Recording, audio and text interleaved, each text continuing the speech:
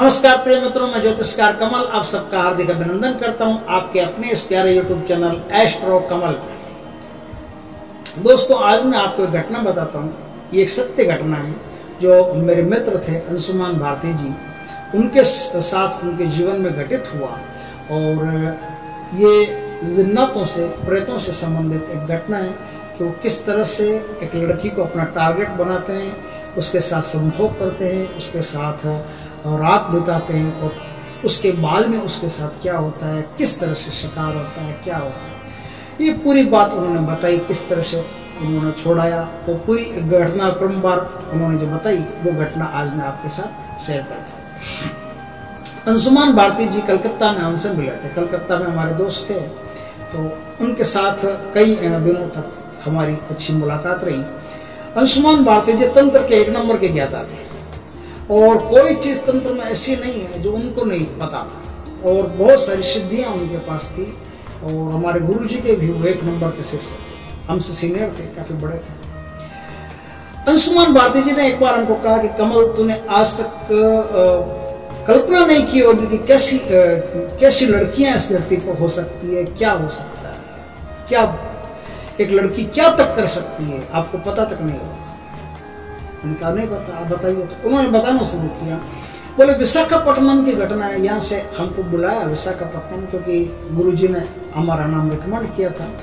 एक आदमी है विशाखापट्टनम में, श्रीनिवास माहेश्वरी, उनके घर में कुछ गड़बड़ पैदा हो गई थी। घर की माली हालत खराब हो गई थी, बहुएं बेटे उनके जो है बीमारी के शिकार होने लगे थे, धंधा जो व्यवसाय है वो लगातार गिरने लगा था। तो उनको काफ़ी ऐसा कुछ अजीब सा फीलिंग हुआ। तो उन्होंने कहा कि गुरुजी से बात करते, तो गुरुजी से बात की। तो गुरुजी ने, आप लोग थे नहीं उस समय, गुरुजी ने मुझे वहाँ भेजा कि जाओ अंशुमान, तुम जाके पता करो, इलाज हो सकता है तो इलाज करके आओ। तो मैं हवाई जहाज से कलकत्ता से विशाखापट्टनम गया और विशाखापट्टनम जाकर के मैंने जो वहाँ देखा वो बातें मैं आपके साथ शेयर करता हूँ।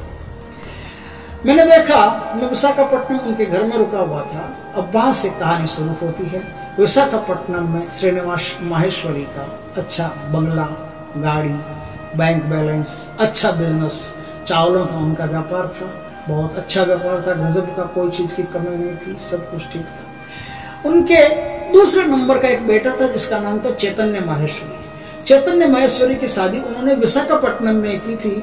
और विशाखापट्टनम में दामोदर नारायण बजाज थे, दामोदर नारायण बजाज, वो उनसे भी कई ज्यादा पैसे वाले थे। और उनकी इकलौती बेटी थी, ना कोई बेटा था ना कोई और था, इकलौती बेटी थी अलका बजाज, उससे उनकी शादी की, सगाई कर दी, शादी हो गई, सब कुछ हो गया।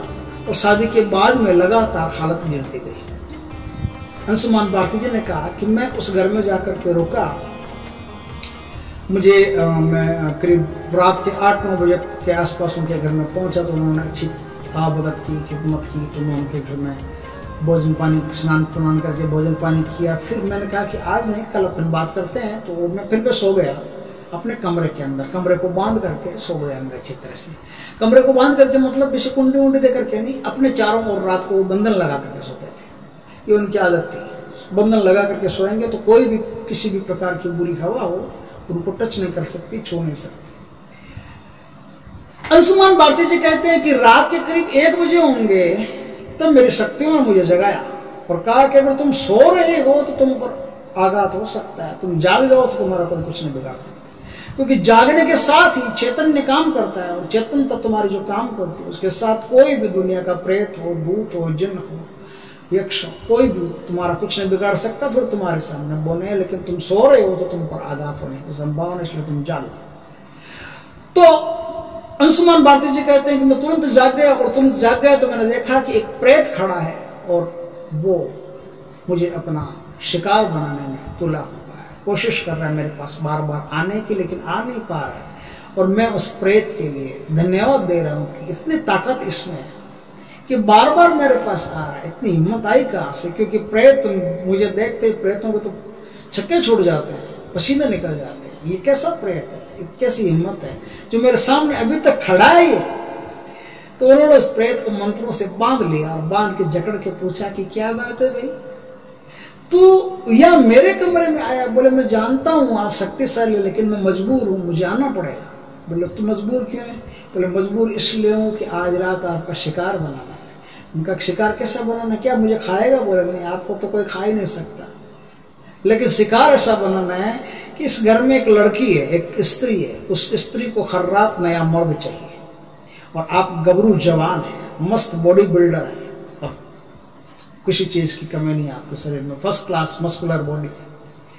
तो उसको देखते ही आप पसंद आ गए थे, तो आज रात आपका शिकार बनाने के लिए उसने मुझे भेजा है। उनका कौन है वो देवी? तो बोले कि वो देवी इनकी बीच वाली बहू है, अलका।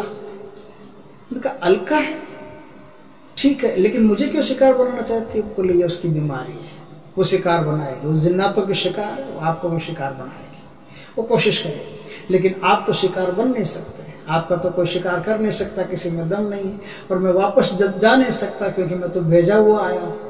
तो मैंने उसको बंधन मुक्त किया, और बंधन मुक्त करके कहा कि अब तू वापस जा, कोई दिक्कत नहीं है, कोई तुझे कोई कुछ नहीं होगा, कोई आराम से तू जा। तो आराम से वापस चला गया। तो अब अलका डरी कि पहली बार ऐसा हुआ जिंदगी में कि उसका भेजा हुआ प्रेत वापस आ गया, खाली हाथ लौट आया। तो अब कर क्या सकती? रात में बखेड़ा तो करेगी नहीं, किसी से कहेगी नहीं, वो तो गोपनीय बातें हैं, चुप रखनी पड़ती है। सुबह हुई शेठ जी सब खाना नाश्ता वास्ता कर लिया, स्नान वान कर लिया, अपना पूजा पाठ कर लिया। उसके बाद में सब बैठे थे तो शेठ जी ने कहा कि देखिए अंशुमान जी, हमारे घर की लगातार हालत बिगड़ती जा रही है, ऐसा क्यों हो रहा है? तो अंशुमान जी कहते हैं कि ऐसा इसलिए हो रहा है कि आपके घर में एक प्रेत का साया मंडरा रहा है, और वो प्रेत आपके घर की सारी संपन्नता को, सारे स्वास्थ्य को खा रहा है, क्योंकि ये उसकी खुराक बंधा हुआ प्रेत है। बंधा हुआ प्रेत क्या कर सकता है? यही चीजें हैं जो उसकी खुराक संपन्नता को खाएगा, समृद्धि को खाएगा, स्वास्थ्य को खाएगा। बोले प्रेत हमारे घर में तो उसको निकालिए। बोले ऐसे नहीं निकाल सकते, ये किसी का सिद्ध किया हुआ प्रेत है। बोले किसका सिद्ध किया हुआ? बोले आपकी बीच वाली बहू है अलका, उसका सिद्ध किया हुआ। तो सब खड़े हो गए, बोले क्या बात करते हो, हम सब में ज्यादा धनाढ्य, हम सब में ज्यादा संपत्ति की मालकिन तो अलका है, क्योंकि बाप की संपत्ति भी उसको ही मिलने वाली है, और कोई है ही नहीं दूसरा। बाप की संपत्ति भी उसको मिलने वाली है, और हमारी संपत्ति में भी उसका पार्टनरशिप है, उसका भाग्य है। तो ऐसा कैसे कह सकते हैं आप महाराज? मुझे कहने की जरूरत नहीं है, वो खुद कहेगी। बोले खुद कैसे कहेगी? बोले बुलाओ अलका को। तो अलका को बुलाया, सामने कुर्सी पर बिठाया, बोला बेटा क्या है कुछ बता दो। उन्होंने कहा क्या है? कुछ भी नहीं है महाराज, मेरे पास क्या था, मैं तो एकदम अच्छी सीधी सादी लड़की हूँ। लड़की वास्तव में सीधी सादी थी और इतनी दयालु थी कि घर में किसी को भी कोई जरूरत पड़ जाती अलका हमेशा तैयार रहती। धन दौलत की उसे रत्ती भर भी परवाह नहीं थी, रत्ती भर भी फिक्र नहीं थी। किसी के भी कोई काम आना हो अलका तैयार। एकदम देवियों जैसे गुण थे उस लड़की में, एकदम देवियों जैसे गुण, ऐसे कि अगर उसमें एक खराबी नहीं हो तो मानव जाति में जो स्त्रियों की सर्वश्रेष्ठ गिनती आती उसमें टॉप नाम अलका का है। इतनी ज्यादा अच्छी, लेकिन अच्छी होने से एक गलती 100 अच्छाइयों पर भारी पड़ जाती, उसकी एक बुराई 100 अच्छाइयों पर भारी पड़ रही। अब कहा कि अलका तू बता कि तेरे साथ हुआ क्या है, तू क्या कर रही है? तो अलका ने कहा कि मेरे साथ तो कुछ भी नहीं हुआ, मैं तो कुछ भी नहीं कर रही हूँ, आप ये क्या कह रहे हैं? बोले कोई बात नहीं, अब तू बैठ और जिस प्रेत को तूने सिद्ध किया वही प्रेत बोलेगा। तो अब कहानी यहां से शुरू होती है। जिस प्रेत को सिद्ध किया उसी प्रेत को मंत्रों से बुकराना शुरू किया। बुकराना कहते हैं कि अंदर घुस करके वो प्रेत सब बोलने लगता है। तो बुरकी के मंत्र आते हैं, तो बुकराने का मंत्र उन्होंने तो शुरू किया। और अंशुमान जी ने जो बात चौकी लगाई, जो काम किया, वहां से अब अलका बोलना शुरू होती है। अलका का प्रेत बोलना शुरू होता है। अब वो प्रेत भूत की भविष्य की सारी घटनाएं बताता है, किसके साथ क्या हुआ, कैसे हुआ। तो प्रेत क्या कहता है? प्रेत से पूछा कि भाई बता इसके अलका के साथ हुआ क्या, अलका ऐसी क्या हो गई। आज एक बहुत अच्छी चीज का जिक्र होने वाला, बीच में वीडियो छोड़ के जाइएगा मत, क्योंकि ये चीज आसानी से मिल नहीं सकती। ये चीज बहुत ही ऊंची चीज है, ध्यान रखना। अलका बोलना शुरू करती है। तो अलका बोलना शुरू करती है। बोला क्या बात क्या है? बोला बात यह है कि 14 साल की एक लड़की आलीशान कोठी में, समुद्र के किनारे उनकी कोठी, एकदम राजाओं महाराजाओं जैसा ठाट बाट, कोई चीज की कमी नहीं। और अलका देवियों के तुल्य एक लड़की उनके घर में पैदा हुई। 14 साल उसकी उम्र रही होगी। 14 साल उम्र रही होगी तब उनके घर में उनकी एक बुआ भी थी, जिसका नाम था उदिता बजाज। उदिता बजाज के एक लड़का था और पति मर चुका था। और उदिता बजाज के पास कोई बिजनेस नहीं था। सारा खर्चा पानी उसका, लड़के का, सबका उसके पिताजी दामोदर जी चलाया करते थे। उदिता के मन में यह था कि कैसे ही ये लड़की अगर मर जाए, कैसे ही ये लड़की अगर खत्म हो जाए तो ये सारी प्रॉपर्टी, सारी जमीन, सारी जायदाद, सारा धन, सारा धन मेरे बेटे को मिल जाएगा, फिर कोई चीज की कमी नहीं। क्योंकि ये तो बेटी है, तो ये तो बेटी है, चाहे कुछ भी है तो अपनी बेटी के ही नाम करेगा, हमें थोड़ी देगा कुछ। ठीक है, खर्चा पानी दे रहा, खर्चे पानी से क्या होता है, इतनी बड़ी प्रॉपर्टी बनाई है उसका, हमको भी तो कुछ फल मिलना चाहिए। हालांकि ये प्रॉपर्टी पिताजी की नहीं है, पिताजी की होती तो मैं ऐसे ही ले लेती। ये प्रॉपर्टी उसने खुद बनाई है, सब कुछ, सारा बिजनेस, सारा खुद एम्पायर खुद खड़ा किया है, तो खुद खड़ा किया तो हमारा इसमें कोई हक नहीं बनता। लेकिन अगर ये बेटी मर जाए तो किसी तरह से उपाय हो जाए। तो उन्होंने एक बहुत ऊंचे आलिम से जाके मुलाकात की, जो ऐसे काम करते हैं, सिफली आदि के काम करते हैं, तंत्र के द्वारा प्रेत भूत पिशाच छोड़ते हैं और उनसे वो जो शिकार होता है उसका बहुत बुरा होने की संभावना रहती है। तो वो भी, उदिता भी एक आलिम से मिली और आलिम ने क्या किया, उस छोटी सी बच्ची पर, उस 14 साल की बच्ची, उस मासूम बच्ची पर एक जिन्नात छोड़ दिया, सिफली जिन्नात खबीज उस पर छोड़ दिया। धर्म पुण्य करने वाली, अच्छे परिवार की, अच्छी लड़की, लेकिन उसके उपरांत भी सिफली का जिन्न जो होता है वो उसके ऊपर काबिज हो गया। अब खबीज क्या करता है, खबीज सबसे पहले उसे छूने की कोशिश करता है। छूने की कोशिश करते करते करते अब उसके अंदर बुराई बढ़ता है, गलत बातें बढ़ता है। अब वो लड़की जो है, वो लड़की रात में कपड़े खोल देती है, कपड़े खोल करके सोना शुरू हो जाती है। उसके अंदर ऐसा कुछ हो रहा है कि वो कपड़े खोल करके सोना शुरू हो जाती है। वो रात को नहाती है और नहा करके इत्र लगाती है, खुले बाल रखती है, मस्त हवा में सोती है और खुद बिना कपड़ों के सोना शुरू हो जाती है। अब धीरे धीरे देखती है कि उसके शरीर पर कभी यहाँ खरोच, कभी स्तनों पे खरोच, कभी योनि पे खरोच, कभी योनि पे जीभ से चाटने के ऐसे कोई, जैसे कोई लोहे की जीभ हो, ऐसे चाटने के, कोई खून से आता हुआ ऐसा कोई निशान कई बार देखता। और जब शैतान अब उसके साथ संभोग करने लगा, सेक्स करने लगा, तो अब उसकी एक एक हड्डियां कड़कड़ कड़कड़ करके टूटती है, ऐसे अंदर से ऐसा लगता है किसी हड्डियों को पींच दिया, किसी ने दबा दिया। उसके स्तनों पर भारी दबाव पड़ता है, उसकी योनि मंडल में से खून निकलता है, बहुत ताकत लगती है।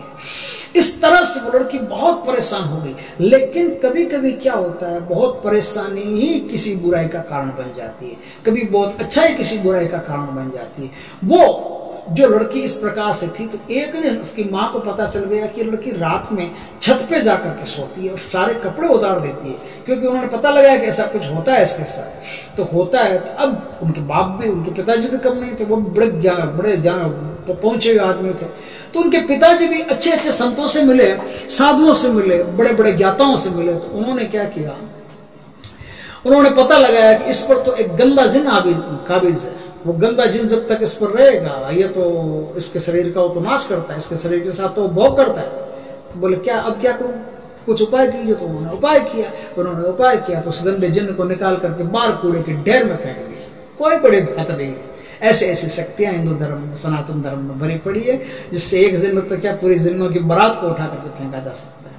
तो हमारे साधु संतों ने, बड़े ज्ञाताओं ने उस जिन्न को उठा करके बाहर फेंक दिया। बोले अब आपकी बेटी सुरक्षित है, जिन्न कभी जिंदगी में इसके तरफ नहीं देख सकता, एकदम सिक्योर। लड़की सिक्योर थी, सुरक्षित हो गई थी, वही आदत वापस हो गई थी।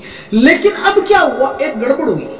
जिन्न जब उसके साथ संभोग करके निकला, जिन्न जब उसके साथ में रात बिता करके निकलता था, और ऐसा एक नहीं कई रातों तक हो चुका था, ऐसा कई रातों तक हो चुका था, तो अब वो लड़की सेक्स की भयंकर एडिक्ट हो चुकी थी। अब वो जब जिन्न चला गया तो अब उसको उस सेक्स की रह के याद आती है कि ये सेक्स जो मेरे साथ होता था, ये सेक्स मुझे दोबारा चाहिए, दोबारा चाहिए, तिबारा चाहिए, और चाहिए, और चाहिए। ये क्या है, उसके अंदर एक बीमारी के अणु पैदा हो गए थे, और उस बीमारी का नाम है निम्फोमेनिया। निम्फोमेनिया की एक ऐसी बीमारी है कि जिस लड़की के अंदर ये बीमारी पैदा हो जाए, या जिस लड़के के अंदर ये बीमारी पैदा हो जाए, उसे 24 घंटे काम ही काम, सेक्स ही सेक्स, भोग ही भोग दिखता है। और इस तरह से अलका को खाली भोग ही भोग दिखता है। अब अलका के समुद्र के जस्ट किनारे उनका बंगला है। वो रात को क्या करती है, अपने माता पिता को नींद की गोली दे देती है। पिता तो रहते ही नहीं है घर पे, खाली माता रहती है, बाकी चौकीदार रहते हैं कुछ और। कोई रहता नहीं, चौकीदार वगैरह रहते हैं, चौकीदारों को तो वो कुछ गिनती नहीं। नींद की गोली दे देती है, सुला देती है और चुपके से रात के 11-12 बजे की वो करीब बीच पर निकलती है। वहां बीच पर निकल करके वो नग्न होकर के बीच में नहाती है, समुद्र में नहाती है और वहां नग्न होकर के नहाती है। वहां जो कोई भी उसे दिखाई दे गया उसके साथ वो संभोग करती है, इसके साथ संभोग करती है। इस प्रकार से उसकी जीवन शैली चलना शुरू हो गई। लेकिन उस संभोग में उसको कोई मजा नहीं आता, कोई आनंद नहीं आता, क्योंकि एक इंसान किसी के साथ संभोग करे और शैतान किसी के साथ संभोग करे, दोनों संभोगों में रात दिन का, जमीन आसमान का फर्क है। अब उसे कोई संतुष्ट कर ही नहीं सकता। अब अलका धीरे धीरे करके 18 साल से ऊपर हो गई। 4 साल उसने निकाल दिए, लेकिन वो तड़प मिट नहीं रही है। निम्फोमेनिया जो बीमारी उसके अंदर है वो प्रगाढ़ हो रही है, बढ़ रही है। लड़की अच्छी, गुण अच्छे, कोई भी प्रकार की बीमारी नहीं, सिर्फ एक बीमारी है जिसके कारण से अलका की जिंदगी बड़ी धूमिल, बड़ी खराब, बड़ी गंदी होती जा रही है।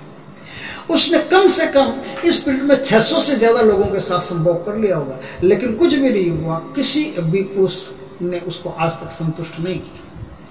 अब उसकी धीरे धीरे करके और ज्यादा हालत खराब हो रही, तो वो सूत्र लगा करके स्कूल कॉलेज से जान पहचान करके एक तांत्रिक से मिली और अपनी जो बात है वो बात अपनी एक सहेली को बताई कि मुझे इस प्रकार की तकलीफ है और मुझे हर रात संतुष्ट करने वाली चीज चाहिए और धरती पर कोई पुरुष ऐसा है ही नहीं जो मुझे संतुष्ट कर सके, क्योंकि मैं कई लोगों के साथ सेक्स कर चुकी हूँ और मुझे तड़प मिटा ही नहीं पाया। तो उस लड़की ने बताया कि आप एक काम करो, आप प्रेत को सिद्ध कर लो।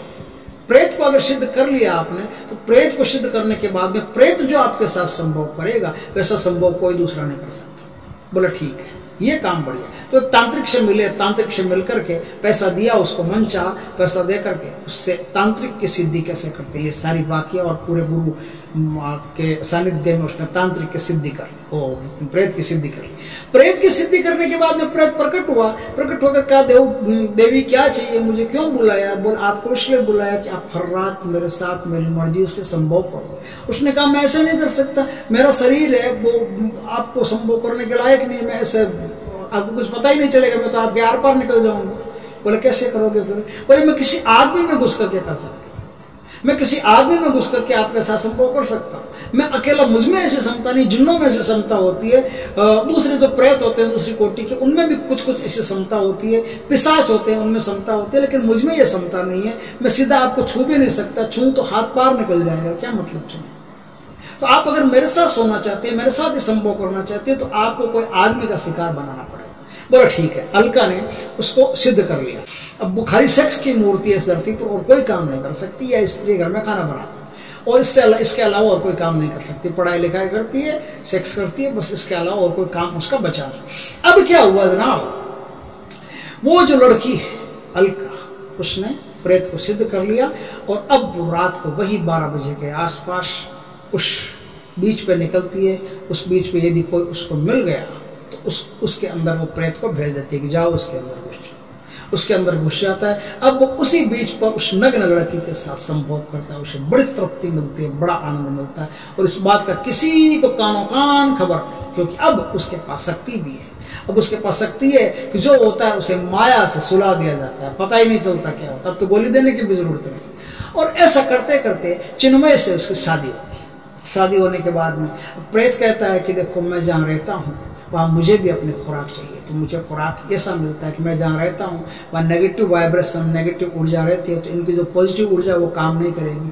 अरे नहीं करेगी तो नहीं करेगी, तो छोड़ो उसको, तो बस मेरे साथ रहना तेरा काम है और मैं जिसे चाहूँ उसे अब बुला लेना है। अब अलका क्या है, उस घर में सेक्स की एडिक्ट, बीमारी की एडिक्ट, इतनी बीमारी उसको लगी हुई है, डॉक्टर को दिखाया नहीं अभी तक, जांच करवाई नहीं अभी तक, कौन करवाए इसी प्रकार की, इस प्रकार की बीमारी, कहे तो भी शर्म आती, क्या कहें, किससे कहें, तो कहा नहीं, सब काम हो रहा है। अब वो अलका क्या है, इतनी एडिक्ट थी कि कभी पति मिला तो पति, देवर मिला तो देवर, जेठ मिला तो जेठ, ससुर मिला तो ससुर, चौकीदार मिला तो चौकीदार, दूध वाला मिला तो दूध वाला, धोबी, जो भी कोई आता है घर के अंदर उसको उसी रात अभिमंत्रित करके मंत्रों से बुला लिया जाता है, जिन्नातों से, इससे प्रेत से बुला लिया जाता है और किसी को कोई खबर नहीं, सब सोते रहते हैं, जैसे नींद में सब सोते रहते हैं। ये सारी बात जब बताई तो सबकी आंखों से आंसू गिरने लगे कि बोले बेटी जैसी बहू और हमारे साथ ऐसा काम किया। बोले बहू ने कुछ नहीं किया, आपको कुछ पता ही नहीं किसी को, लेकिन ये सब काम हुआ, ये सब काम इसकी बीमारी कर रही है, ये नहीं कर रही। इसके अंदर एक जिन्नातों के साथ सोने से इसके अंदर एक बीमारी पैदा हो गई, निम्फोमैनियाक पैदा हो गई, और वो निम्फोमैनियाक सारा काम कर रही है। तो अब हुई समस्या भारी। अब कहा कि इस प्रेत को विदा करो। बोले प्रेत को विदा करने के लिए इसकी अनुमति चाहिए, क्योंकि प्रेत तो नहीं तो इसकी जान लेकर जाएगा। वो कहेगा कि भैया नशे देखी है, आप जबरदस्ती भेजो तो मैं इसकी जान लेकर के जाऊंगा। आपको अलका चाहिए कि नहीं चाहिए? बोले अलका तो चाहिए। तो अब उन्होंने अलका को राजी किया कि भाई इसको प्रेत को छोड़ो और तुम्हारा इलाज कैसे होता है हम करेंगे। तो अंशुमान जी ने इलाज शुरू किया और उस प्रेत को विदा किया। प्रेत को विदा किया, उसका जो बल भोग होता है वो सारा बल भोग दे करके उसे नमस्कार करके कि आप अपनी दुनिया में जाइए और मुक्त होइए। और उसने भी आशीर्वाद दिया कि आपने मुझे मुक्ति दिलवाई इस प्रकार के गंदे काम से। मैं ऐसा आदमी नहीं हूँ, ना मैंने कभी जीवन में ऐसा किया, लेकिन अब ऐसा हो गया, मेरे को सिद्ध कर दिया, तो मेरी मजबूरी है ऐसा करना। आपने मुझे मुक्ति दिलाई, मैं आपका बड़ा आभारी हूँ। इस तरह आभार व्यक्त करके प्रेत अपनी योनि में गया और इधर अलका अपनी मूर्छा के अंदर, अपनी बीमारी के अंदर पड़ी हुई। अलका को उस समय सुपर्णा घोष बंगाल के गजब की डॉक्टर थी, उस समय विशाखापट्टनम में थी, और वो डॉक्टर कोई भी ऐसी बीमारी नहीं, जैसे उसके पास कोई सिद्धि हो, सिद्धि प्राप्त की हो, कोई बीमारी ऐसे नहीं, जो बीमारी जो इलाज वो जानती है, जो इलाज वो करती है, हाथ डाल लिया इलाज पक्का। तो अपर्णा घोष का पैसा भी, उसका फीस भी बहुत भारी थी, काम करने का तरीका भी गजब का था। तो इसके पिताजी ने, इसके ससुर जी ने, पिताजी ने मिल करके ये सारी बात तय की, और जो बच्ची है अलका उसको अपर्णा घोष को दिखाया, और अपर्णा घोष ने उसकी करीब 6 महीने तक इसका इलाज चला। और 6 महीने तक इलाज चलने के बाद में अलका एकदम ठीक हो गई, और बुआ जी से फिर सबने नमस्कार कर लिया कि अब आप जाओ अपने स्थान पर, आप हमारे घर में मत पधारना, आपके कारण हमारी लड़की की ऐसी हालत हुई है, आपका मुंह, आपकी शकल तक नहीं देखना चाहते। इस प्रकार की ये घटना जब उन्होंने सुनाई तो मेरे रोंगटे खड़े हो गए।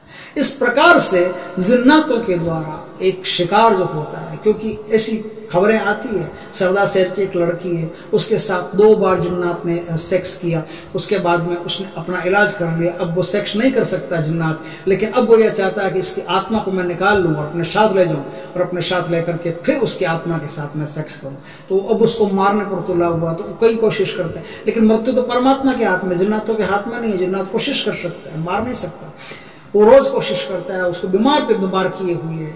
एक 68 साल की लेडी, दिल्ली से मेरे पास एक दिन फोन आता है, 68 साल की लेडी, उसके साथ जिन्नात आकर के भोग करते हैं। ऐसे कई बार कई लोगों के मेरे पास फोन आते हैं। एक शैली नाम की लड़की है, या पहाड़ी क्षेत्र से, एक दिन उसका फोन आया था, उसके साथ भी पहाड़ी, क्या नाम है उसका, कुछ अभी मेरे को याद नहीं आ रहा है, उसका तीर्थ स्थल से है वो पहाड़ पर जाते हैं वहाँ, और वहाँ से उसका फोन आया था, बोला गुरुजी मेरे साथ ऐसा होता है। ऐसा कई लोगों के साथ होता है, कई लोगों से, अब इस प्रोफेशन में आ गया हूँ तो पता चल रहा है कि ऐसा कई लोगों के साथ होता है।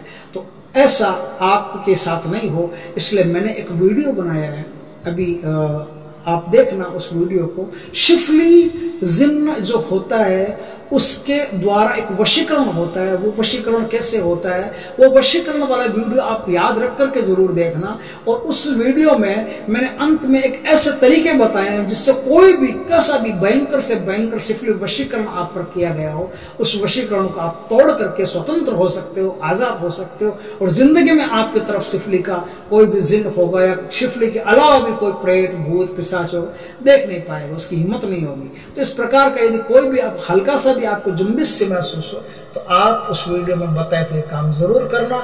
और इस सत्य घटना को आपने सुना, अगर अच्छी लगी हो तो वीडियो को लाइक करना, कमेंट करना, शेयर करना, और यदि पहली बार आप हमारे चैनल पर आए हो तो चैनल को सब्सक्राइब करना, पास में जो बेल आइकॉन का बटन है वो दबा देना, ताकि हमारे ज्ञानवर्धक जानकारी पूर्ण वीडियो सबसे पहले आपके पास आ सके। जय श्री कृष्ण दोस्तों।